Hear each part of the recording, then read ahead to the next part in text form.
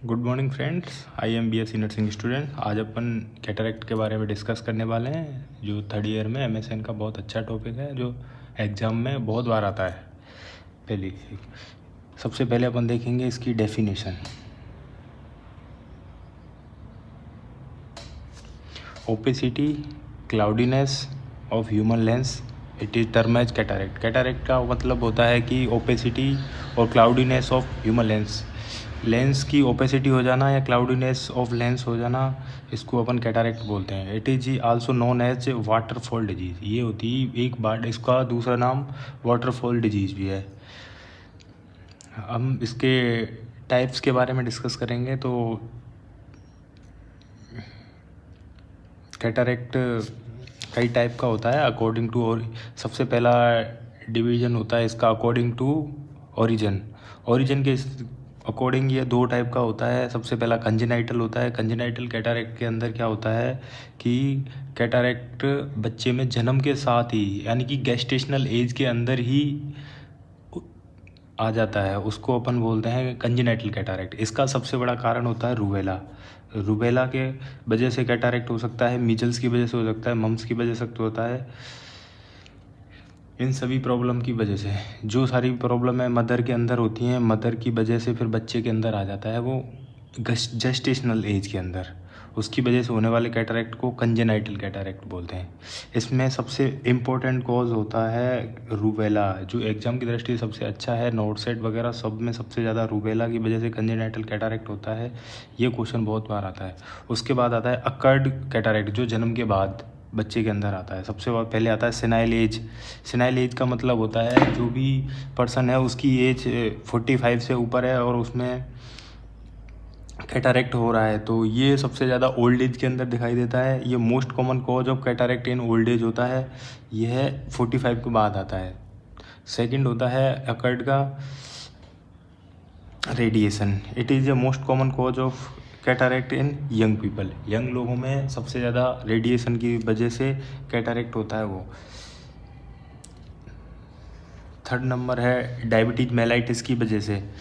इसको white flank appearance of lens हो जाता है इसके अंदर, और जिसकी डायबिटीज मेलाइटिस की वजह से उस पेशेंट के अंदर कैटरेक्ट होता है, उसकी वजह से कैटरेक्ट हो जाता है। चौथा नंबर होता है इसमें ट्रोमेटिक कैटरेक्ट।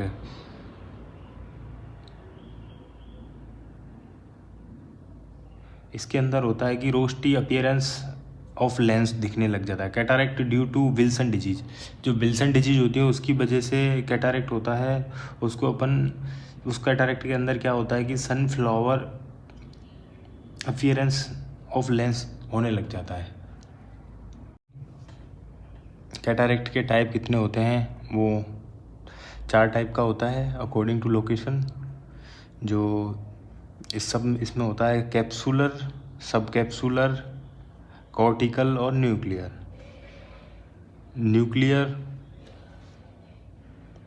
कैप्सूलर 2 टाइप का होता है, एंटीरियर पोस्टीरियर। सब कैप्सूलर भी 2 टाइप का होता है, एंटीरियर पोस्टीरियर। कॉर्टिकल एक टाइप का ही होता है। न्यूक्लियर मोस्ट कॉमन टाइप का होता है। न्यूक्लियस के अंदर सबसे ज़्यादा प्रॉब्लम होती है। मोस्ट कॉमन टाइप यही होता है, सबसे ज़्यादा न्यूक्लियस के अंदर प्रॉब्लम आती है उसकी वजह से।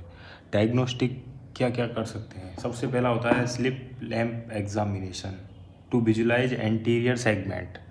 जो लेंस का एंटीरियर सेगमेंट है उसको देखने के लिए स्प्लिट लेंस एग्जामिनेशन किया जाता है। उसके बाद ऑप्थेल्मोस्कोपी कर सकते हैं, रेड आईज रिफ्लेक्स कर सकते हैं। रेड आई रिफ्लेक्स मोस्ट कॉमनली बच्चों के अंदर करते हैं, जिसके अंदर कंजेनाइटल कैटरेक्ट को देखने के लिए किया जाता है।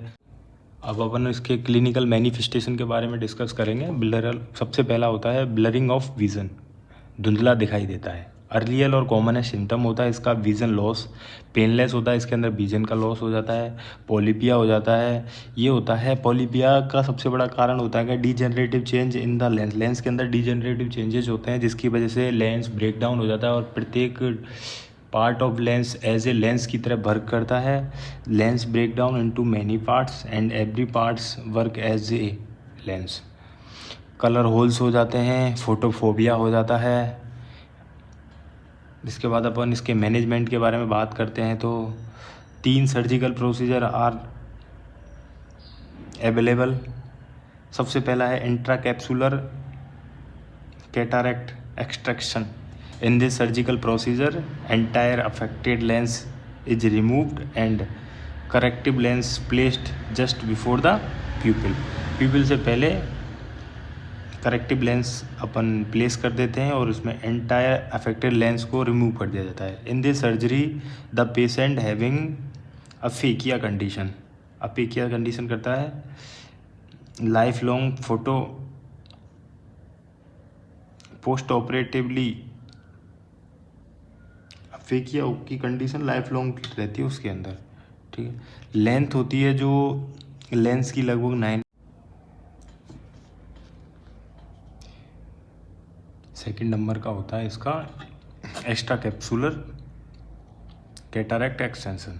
इसके अंदर 6 mm का इंसिजन लगाते हैं. In this surgical procedure affected lens remove partial mainly posterior capsular remain intact. इसके अंदर पोस्टीरियर पार्शियली इसके लेंस को बाहर निकालते हैं और इसका पोस्टीरियर कैप्सुलर पार्ट होता है उसको वैसे का वैसा ही रखते हैं.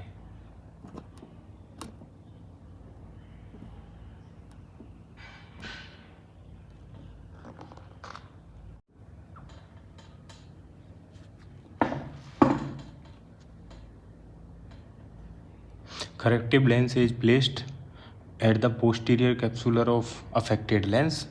इसके बाद तीसरे नंबर का है फीको इमल्सिफिकेशन. इंसिजन 2 mm का लगाते हैं. चॉइस ऑफ सर्जरी होता है, सबसे ज़्यादा यही किया जाता है. Make a tiny incision in a less than 2 mm at cornea. Cornea पर 2 mm से कम का इंसिजन लगाते हैं. Insert a USG probe via this incision and the USG probe create vibration and affected lens and liquefying the lens. affected lens को liquid में convert करता है. उसके बाद suction out the content of lens. insert a folded lens by this incision and this folded lens become unfolded at the adjust location of the affected land. इसका सबसे main reason है, सबसे procedure को इस प्रकार समझ सकते हैं कि 2 mm का एक इंसिजन लगाएंगे अपन कॉर्निया के अंदर. उसके बाद उसके अंदर USG प्रोब इंसर्ट करेंगे और उसमें वाइब्रेशन के थ्रू लेंस को अपन लिक्विफाइड करेंगे और लिक्विफाइड करने के बाद उसको सक्शन के द्वारा कंटेंट को बाहर निकाल दिया जाएगा. जैसे ही कंटेंट को बाहर निकालेंगे उसके अंदर एक फोल्डेड लेंस होता है, उसको फोल्डेड लेंस आता है, फोल्ड एकदम, तो उसको उसके अंदर इंसर्ट करते हैं और वो बाद में उसके अंदर जाके अनफोल्ड हो जाता है. अनफोल्ड जैसे ही होगा तो वो एडजस्ट हो जाएगा लोकेशन पे और अफेक्टेड लेंस की जगह लोकेट हो जाएगा और एकदम अच्छे से वर्क करेगा, जिससे पेशेंट को दिखाई देना स्टार्ट हो जाएगा. अब अपन इसके पोस्ट सर्जिकल मैनेजमेंट पे आते हैं. इसमें सबसे बड़ी पहली बात पोजीशन देनी है, साइड लाइन देनी है, हेड एलिवेटेड रखना है, turn at the unaffected side और हेड को अनफेक्टेड साइड की तरफ से साइड लाइन पोजीशन में सुलाना है उसको. यूज कैटरैक्ट ग्लास फॉर 6 से 8 वीक या 7 से 8 वीक के तक कैटरैक्ट ग्लासेस का यूज़ करना है.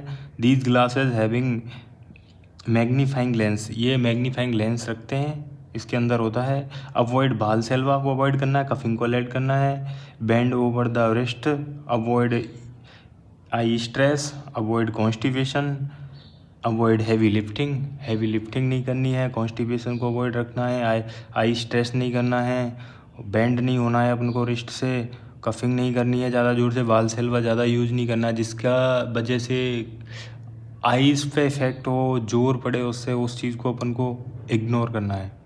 हाई फाइबरस डाइट देनी है जिसकी वजह से कॉन्स्टिपेशन ना हो. अवॉइड ब्राइट लाइट, एयर में ट्रैवल नहीं करना है और ब्राइट लाइट से भी अवॉइड करना है. Thank you very much.